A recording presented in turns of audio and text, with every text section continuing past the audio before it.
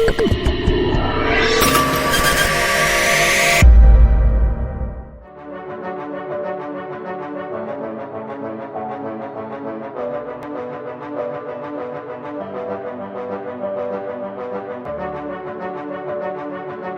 then, cybersecurity was not like a thing.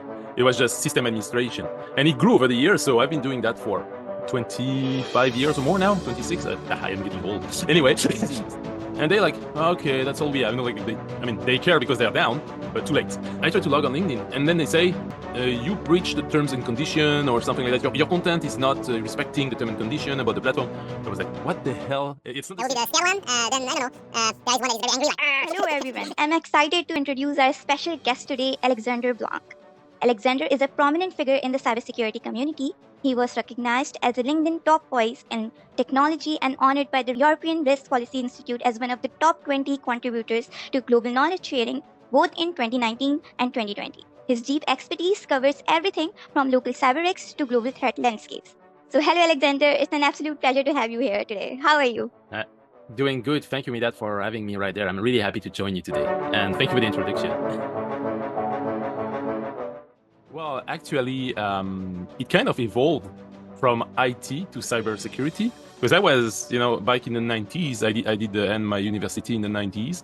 And back then I was administrator on the systems, and part of the IT job was ending firewalls and internet-facing servers and all that thing. So the security, access controls, user management, user account lifecycle was part of the IT thing. Back then, cybersecurity was not like a thing. It was just system administration.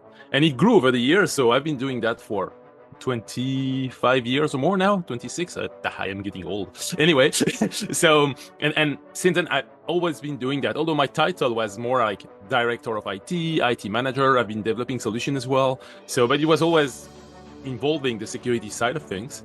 And then I think it started in 2010, where cybersecurity grew as a market by itself.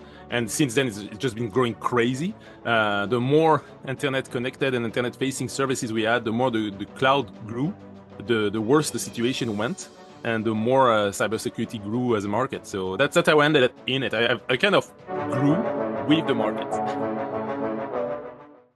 Well, if I get the question right, so some key aspect where I made a difference was lately a lot of incident response. In my last job, I did leave my previous job and started as a consultant, as an independent person back in November. And the previous job, I've been handling so many incidents on cybersecurity attacks, ransomware, international threat actor, transnational criminal organization, reaching on that. So that was quite intense, to be honest, and a bit overwhelming, because there was an evolution.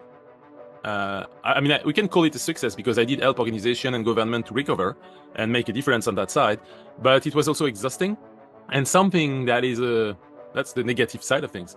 When you do that and you realize that they did not have any readiness, they did not work on how to be ready. So you are right there on that situation, and you need to help them, but they didn't do anything for it, or just barely, So you're lucky if there is an old tape backup laying on the ground, and that's the only thing they rely on to recover. And so it feels like you are rushing crazy, and they like, okay, that's all we have. They care because they are down, but too late. So too small, too late. That's where I made a difference on that side, and the other impact that I try to have, because that's the work side kind of, and it was. But what I want is privacy and security by design and by default. What motivates me, and that's, I guess, where and why my fire is on LinkedIn, on sharing awareness, is I don't want abuse over people. I don't want technology to take over the life of people. I want freedom for everybody, So, it's not idealistic. It's just something I want. So my fight is privacy and security. So, and that's something that is opposed. Government want as a reason for security, they want to invite privacy. They want all the information to analyze the threat from people, bad people. But I think there's a trust side. Most people don't want bad things. So we have to be smart and allowing proper privacy. And because privacy for a lot of people is security as well. If you got personal threats, privacy is a key thing. So that's what I'm fighting for. I hope that helps. The field of open source intelligence, or OSINT, has been evolving crazy, and that with the old AI chatbot and the automation systems. I don't want to throw AI like everybody's AI. I can't take it anymore. It's too much. But what happened is that it brings automation, and it did bring automation in data collection and data reconciliation. What we had before was data collection, and it was difficult to reconcile, to correlate the information, a lot of manual work. So today, this is something highly automated, and the issue is that criminal organization or cybercrime, cybercriminal, or state-sponsored threat actor use these capabilities to gather more information and get especially well-targeted attacks. And when I speak about the targeted attack, it can be as basic as a spear phishing attack, basically targeted email. Usually, you will use social engineering or data collection. Now it's highly automated, and AI allows attackers to have a great hit on whatever path they choose. The main key for these attacks is email, because this is an easy way and cheap and free to get the payload dropped on the phone. But you got SMS as well, short message, SMS, MMS, and even chat now, WhatsApp, Telegram stuff. Anything is a path to delivering the payload from attackers. As long as they can gather your phone number or your chat solution messaging, you will get fishy stuff on these. And they do that because targeting individual, knowing with the OSINT, you go to the LinkedIn profile of someone and you know where they work, you know who the friends are. So the attacker really know with that who to target to get into someone else or into an organization they need to. And from there, it's the crime scene is a multi-level market. It's well organized. And what happened is you got the initial access brokers. So these guys breach into a network or into someone, and then they resell this access to higher level criminal, either for ransomware deployment or data theft or organization takeover. It depends.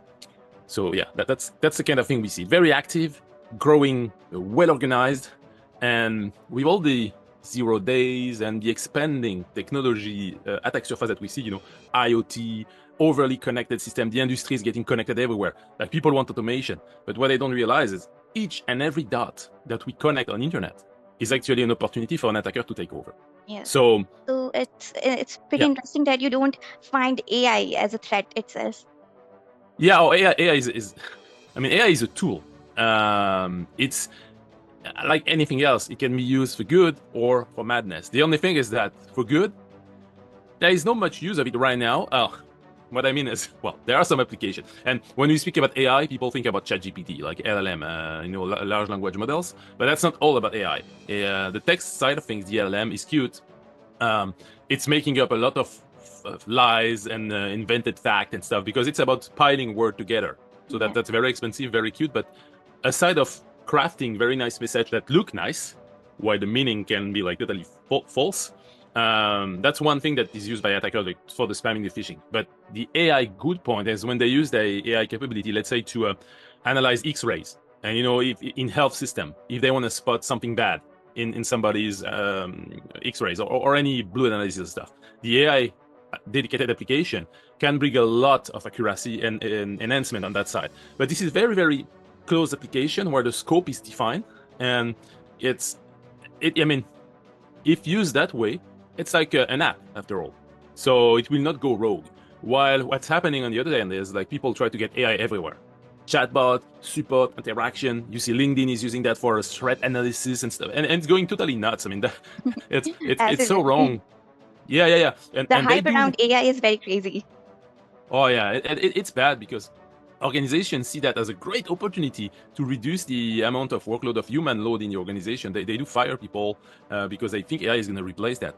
But they didn't really think about the risk analysis and the impact. One story that was really fun was a car seller organization. They had a chatbot on the website. And that was in the US, I think. And they did replace the agent that was speaking with the customer by an AI chatbot. And the AI stuff, the customer browsing the website made the AI bot agree to give a car for free. It was like, oh yeah, and then the car dealer refused to sell it, and then they got sued, and the judge said, well, that's a binding contract you have there with an official representative of the organization. You have to give away the car for free because this is what you agreed on.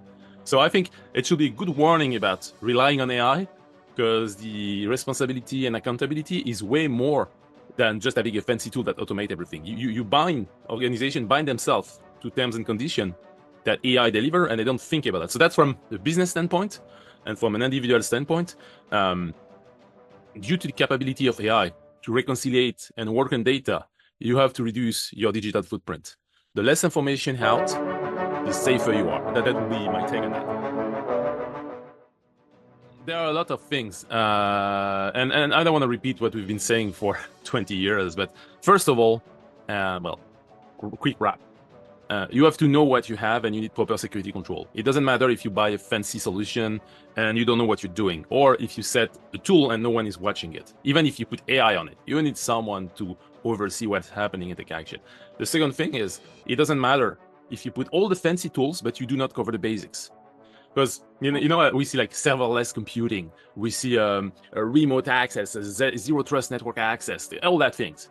But in the end, the systems are here to serve humans. At the end of the chain, either at the customer side, the user side, or the provider side, there is a human typing on the keyboard, like you on your machine right now, like me on my machine right now. And that's the endpoint.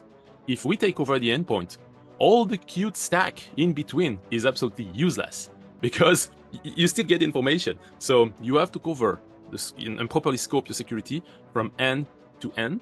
Otherwise, it will leak. And to be honest, It will be a disaster.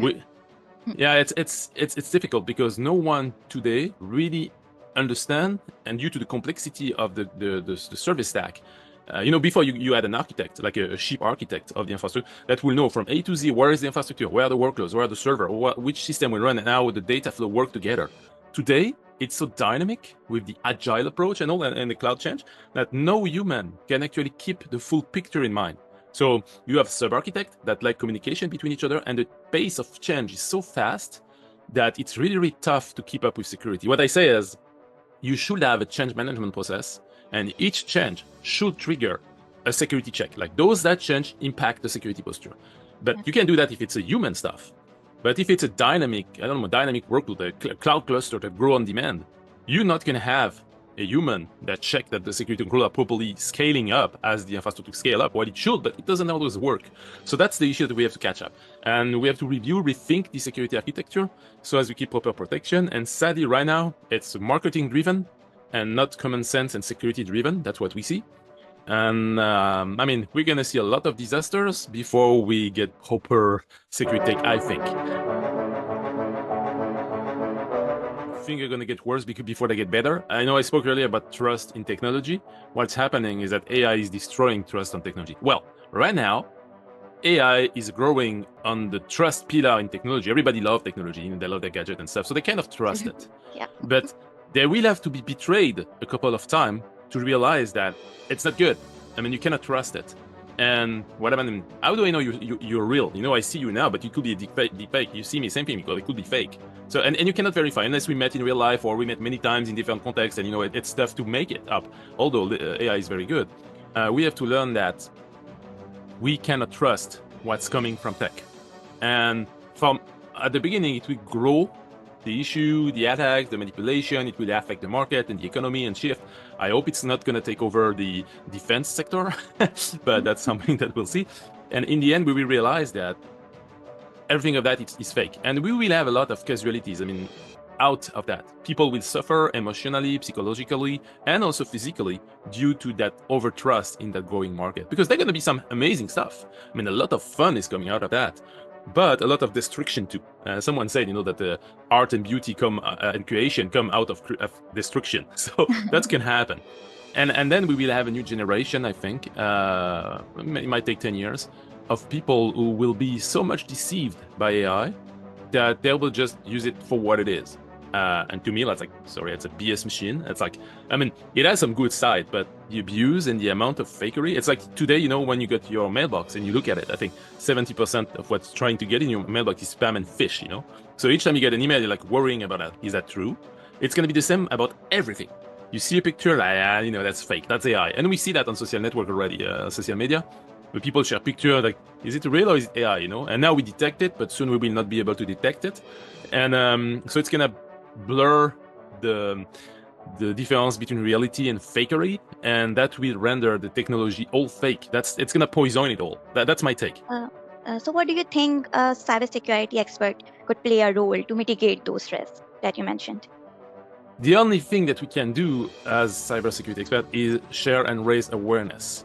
Because you know what they say, you can feed a man one day by giving him fish, but you can feed him for life if you teach him how to fish. So that's basically that. Get critical thinking process in your mind. Be skeptical about what you see. Learn that the information you receive has a goal on you. And instead of taking it and saying, oh, that information has something, it's like, why do I receive that information? What's the end goal? And then, according to that, you decide with your own risk approach if it's something worth it. Basically, everybody has to become a risk manager, like we are every day in life. I mean, you light a candle. You're not going to burn yourself with it because you know if you put your hand on it, it's going to burn. So the same thing, the same reflexes has to be developed against technology.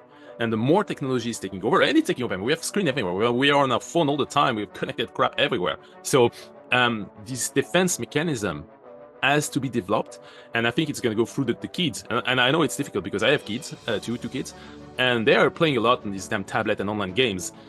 And it's so tough to avoid the addiction on that for them that I think it's going to take a lot for the actual safety mechanism in human to be worried enough about technology, knowing that it can be fun, but it's also fairly bad. I don't know if you've been gaming, but I used to game quite a lot before, years ago. And I did game so much at some point that I got like sick of it. And in the end now, when I play, I feel like I'm losing my time. I play every day a little bit online, but not too much, because if I play too much, it's like waste of time. And, I didn't achieve anything real in the real life. And I mean, I don't know about people, but on my end, what happened in the virtual world or in technology is not real. But it is real, but it's not an achievement. When you go to bed at night, you're not proud. I'm not proud of the stuff that happened online. I've shared an article and everybody loved it. And I'm like, okay, it's cool, but it doesn't make you happy in the long run. But what makes me happy, I don't know. I fix something on the house. I fix something on my car or whatever. I build something. Then you're proud of it. You did something real that you can actually touch, and that's kind of fun. So, because it's a different feeling, the achievement in real life than the achievement in the virtual life. And this is what this is about. So cybersecurity is protecting the digital world, the virtual world. And the connection between virtual world and real world is getting more and more. I mean, all the industrial control systems that are connected on the system, there is big physical connection between the two. But in the end, what matters as an individual, as a person, that's highly philosophical stuff, but it's what you have in real, what you have with you in the end. Your pets, your friends, your family is the real stuff. The virtual thing is cute, but it's all fake. That's what I think.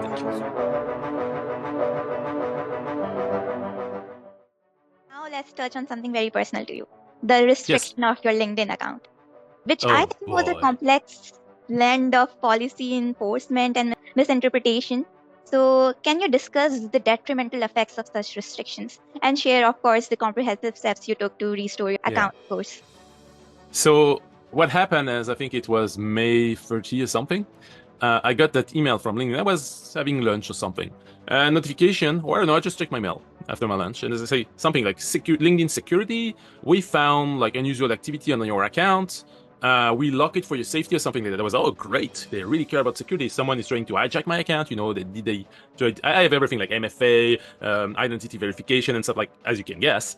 So I was wondering, like, hell, must be an advanced threat actor trying to hijack. Maybe one of the machine I have has been corrupted. Maybe they send, because a lot of people send me PDF document. I carefully review and check, but you never know. It can be a pound or so. So I was like, maybe one of my machines are hacked, and it started to behave like wrongly or something like that. So I really get paranoid when I check all my stuff, what's happening.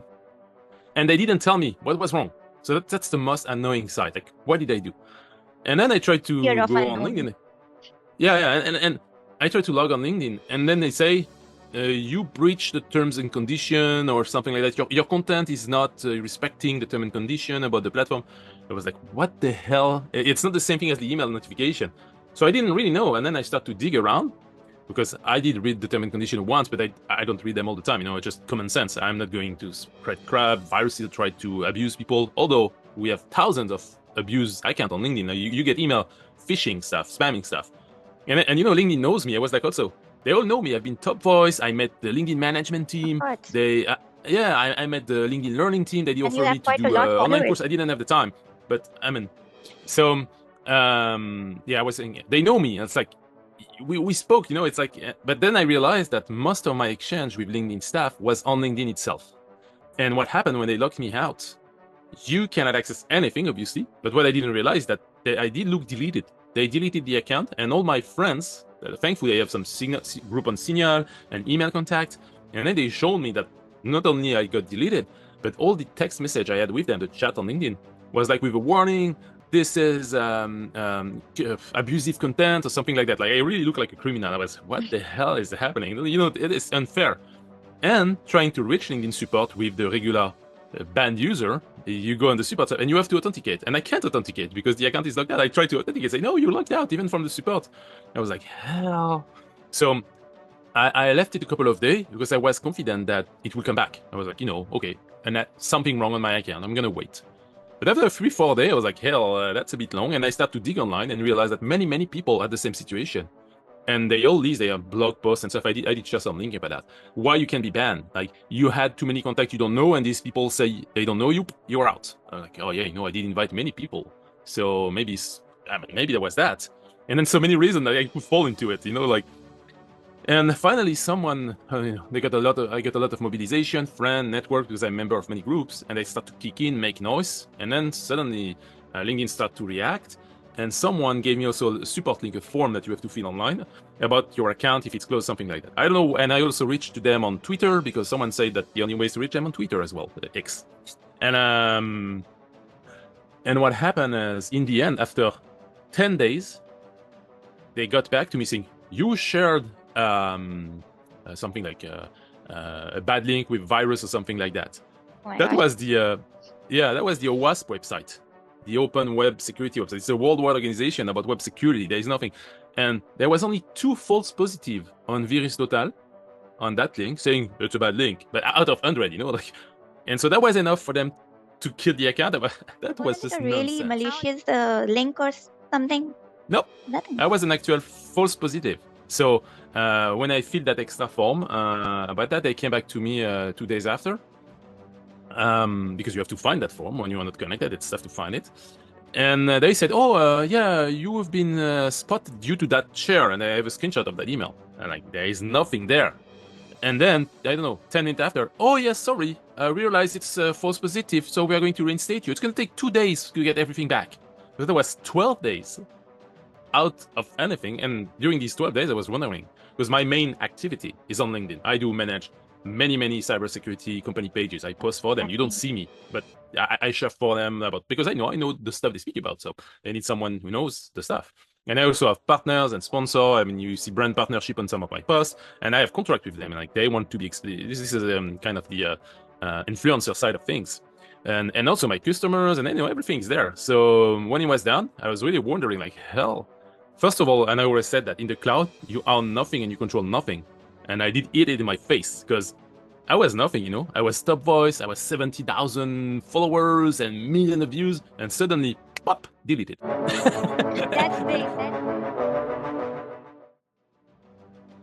You have so many followers on LinkedIn, right? So how did it affect your ability to communicate with the followers? How did you just yell and see what happened to your LinkedIn account, or how did you communicate? Thing is, you first, there's a thing in social media, because the content is always updating.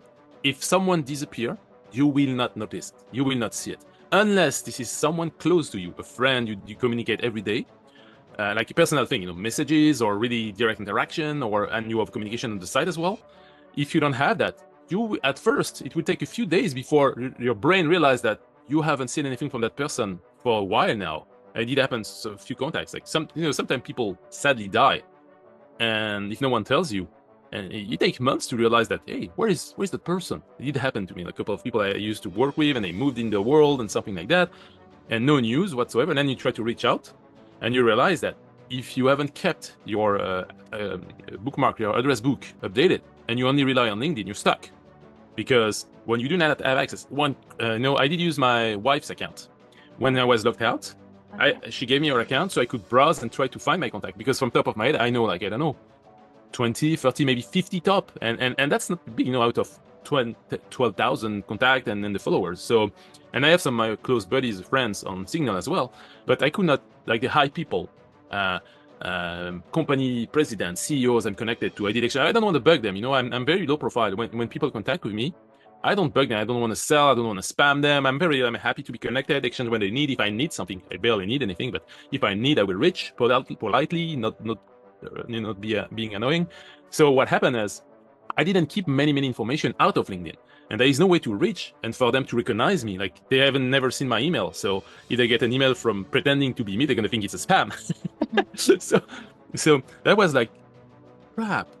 The whole world is in a closed bucket where when you are out, you just disappear. And thankfully, some groups, like my friend, that shared this wanted picture of me. Like, have you seen Alexander Blanc? Yes, And then it started to pop up. Yeah. So Stéphane Timothy Gévik is a close friend of mine, and we're a member of the association Hackers Without Borders. We do good things. And they started the campaign because people had to know. And then when this blew up, and some contact as well, I'm a member of many private groups. And the fun part is I did meet LinkedIn management back then in 2019. We had a meeting in a private group. I didn't meet them. And I didn't keep the emails, of all of them. And the email of the ones I had actually moved to another company. So when I sent the email, I was like, no, sorry, this mailbox doesn't exist. I'm like, what's the point of having all this contact if it's useless? So the learning thing about that was, first of all, I really was wondering, is that the universe telling me that I have to stop? Like, everything collapsed when this happened. Yeah. And you wonder, what I'm going to do with my life. My life was about making a difference, sharing awareness, trying to work on security and privacy. This is my mission. So I do that. I have all that. And I help business on the security side of things, but business trusts me because they know me on LinkedIn. That's my brand. That's my CV. They come to me. Oh, I don't know if you're still there. The video is just frozen again. I'm here. Oh, you're there. Yeah. So, yeah. So just if I disappear from the platform, I kind of lose the trust of the customer and the organization. Like, what's happening? And people knew last year I had a rough year. I had a big burnout and anxiety and stuff. And I did disconnect from LinkedIn in June. Oh. And and I did disconnect for months, like from June to September or something like that. And then September a little bit back, and then it came back slowly. It was a tough stuff. I had like all the work I did in security, incident response, criminal investigations. I couldn't take it anymore, too much stress. And I had emails from my partner saying, hey, Alex, we noticed that you're no longer on the platform. If this is your choice to disappear and take some time off, we totally understand. We support you 100%. We hope you're fine. Let us know, but we totally understand. And I was like, it was so beautiful because that was the human side of it, not the AI stuff. Yes. It's people understanding. And some other partners, like big corporations that are partner in the human. If you look what I share, you will see some corporation that are my partner. There is a brand partnership on top of the post because I respect the FCC stuff. But and you will see this guy came and some kicking say, when they learn about the situation, they came and say, you know what? Don't worry, Alex. We're gonna pay you even if you work for 2 months and they don't reinstate. We still pay you. We support you. I was like, that's incredible. Yeah. It was good to feel a human side even in big corporation. So that was heartwarming. It was good to be back. Relief. Yeah. And during this dark transition, because you wonder a lot, I was okay. Still the human plays a factor, but that's also a key thing. You have to be human. You have to accept to speak to people like I'm speaking to you. When you reach out to me, like a lot of people think they cannot talk to me because you're the big guy or whatever. But it's not that. No, but we pursue the same thing. You want to learn, you want to share awareness, and this is the same thing. And this is all human. It doesn't matter of the title, how big you are. If you start to think that you are above anything else, then you lost your meaning. You lost who you are. So really I try to pay attention. Yeah, I try to pay attention as much as I can because I get so many requests. If you come nicely and ask politely and you want to do something good, I'll be there. If you come to me and say, I need a job, out of nowhere, like, man, I cannot make it for you. I just the best I can do is if you share something about it, I'm gonna reshare it, like it, comment it, even if I don't know you. But you have to work a little bit on yourself to get the exchange going. But that's the only thing. Aside of that, if you try to do good and you want to share awareness, most people will be pleased to answer. Unless they are extremely busy. If you would have reached out to me when I was doing the incident response, working night and day, weeks in a row, not sleeping, I might have not been replying right away. But in the end, I always try to catch up with my inbox, and I think that's what being humans. Otherwise, my fight is useless if I don't stay aligned with people. First, I did write on my blog and I did share about the way I did escape that thing. And there are formal forms, so I hope it's going to help. This is why I leave a track on that on my blog, because when I was out, I did search and found other people's blog that faced the same situation. So that was really helping, knowing that I wasn't alone, and it gave me some hint about the stuff. But then what I'm telling you is, as soon as you establish a connection with someone, you get a chance to introduce. And like you and I, you send me an invite by email, so I have an email from you. So you need to keep these emails, because when you're out, that's the only thing that's going to help you. And try to reach out to people they cannot always help you. Like, if someone with just a starting person on LinkedIn, I have like 10 contacts or 50 contacts and get kicked out, even me, I will not feel comfortable to reach out to LinkedIn management to bring like, hey, what the hell is happening? While if you start to establish proper contact and friendship with people, then they can leverage things. This is what happened on my end. Like, one friend that I met in real life, and this guy is from North Europe, like in Finland or something like that. And we met in two places, a conference where he got him invited and conference in the US. So we know each other and we discussed. So that guy, who knows a lot of people, had been like straight to the point. When he heard about the situation, he sent email to LinkedIn people he knew and stuff like that. So that was really helpful. So the point is, establish genuine connection with key people of you that will back you up. Or we guide you, because I don't know in the end on my end if it was the big noise with everybody in the community backing me up, or if it was finally the good form that I did fill on the support side that was actually the accurate one after like the 10 others I did, or if it was my email on Twitter, to my message to the LinkedIn support on Twitter and X, because they finally replied and apologized and stuff. But in the end, it's not that much about the resolution of the issue, but also about feeling backed up. Because human being backing you up, doing everything they can to support you, that's something great, because it gives you hope. It shows you that you are doing things right, and that's the key learning. Out of all of that, thousands of people kicked in. I'm me, I'm Alexander Blanc. You see my LinkedIn profile, like big stuff, but I live in a house like everybody. I'm in the countryside here in Quebec. I have field and cows all around. I'm like in my basement right now. There is nothing, I'm just like everybody else. and so what happened is, when people kicks in like that, it was really a good feeling. Like, yes, we do something meaningful. And that's the fun part, is that a few weeks ago, I did share a poll on LinkedIn, but the algorithm didn't push it that much. I was asking, did I make a difference for you? Did I help you in any way at some point by the message I shared, the insight, or whatever? Or is it like just flat, it doesn't make a difference? Because you don't know. When you're driving and cruising on that, people you have some people who agree with you, people who hate you. I have a bunch as well who don't like, because I criticize the cloud, and they are like big cloud lover. So these guys don't like it, but yeah, that's what it is. Before we wrap up, let's lighten up the mood a bit. So if you had to summarize this entire LinkedIn incident with just 3 emojis, so which ones would you choose and why? That will be the scared one. Then I don't know. There is one that is very angry, like the frustration, And in the end, it will be the one with the red cheek and a little bit hurt, on the side, because of the overwhelming support I had. And it's worth it, because human notice. And we're not fighting a machine or an algorithm. That's something also I want to say about. Like, people, they read how to be efficient on LinkedIn. What's the best time to post on LinkedIn? And on my end, I just don't care about that. I like, people ask, how did you become top voice? I have no idea. Just do whatever I think I do it. That's it. I want to post, I post. I want to say something, I say it. I just make sure I don't do defamation. I avoid lawsuit. I'm not going to say something is crap or attack without reason. I take news from the mainstream. I put my analysis. I try to tell how to enhance the situation. If something is wrong, I say it's wrong. I think it's wrong. And but I'm not going to attack or do defamation or stuff like that. There's no point doing free attacks on that. It has to be constructive. Even if I say cloud equal leak all the time and people don't like it, that's a fact. You need to know where you put your data, how to protect it, and how the responsibility and accountability you have when you do something. So that's the approach.